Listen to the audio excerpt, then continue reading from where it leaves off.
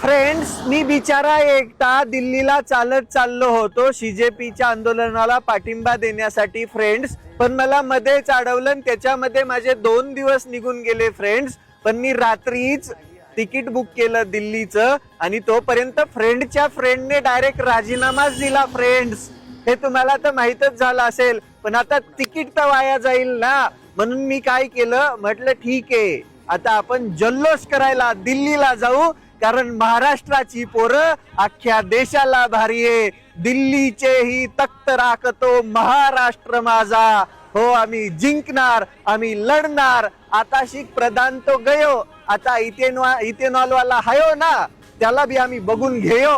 तुम्ही अडवा आम्हाला किती बी, आमच्या वाटा सरळ मोकळ्या आहेत. आता दिल्लीला जाऊन जल्लोष करून येणार.